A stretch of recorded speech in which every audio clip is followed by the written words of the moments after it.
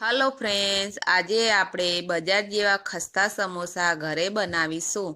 તેના માટે મેં 1.5 કપ જેટલો મેદો લીધો છે। તેમાં 1 નાની ચમચી જેટલો અજમો લઈશું, જે હાથેથી ક્રશ કરીને લઈશું।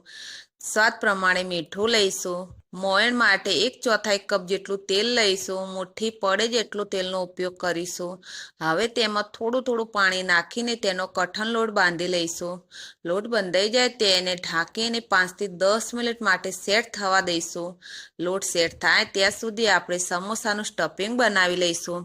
સ્ટફિંગ બનાવવા માટે મેં એક પેન લીધું છે, તેમાં 2 ચમચી જેટલું તેલ લઈશું। તેલ ગરમ થાય પછી તેમાં 1 નાની ચમચી જેટલું જીરું લઈશું। 1 ચમચી જેટલા આખા વાટેલા ધાણા લઈશું। 2 ચમચી જેટલા આદુ મરચાં લઈશું। તેને બરોબર સાંતળીને તેમાં મસાલા નાખીશું।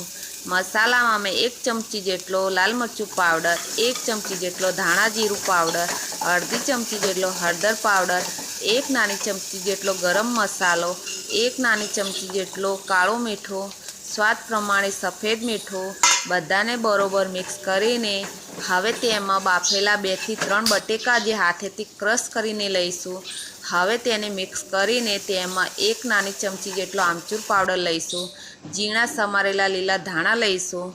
હવે તેમાં બાફેલા વટાણા નાખીને બધું બરોબર મિક્સ કરીને સ્ટફિંગને આપણે એક પ્લેટમાં કાઢીને ઠંડુ થવા દઈશું। સ્ટફિંગ ઠંડુ થાય ત્યાં સુધી આપણે લોટ ચેક કરી લઈશું।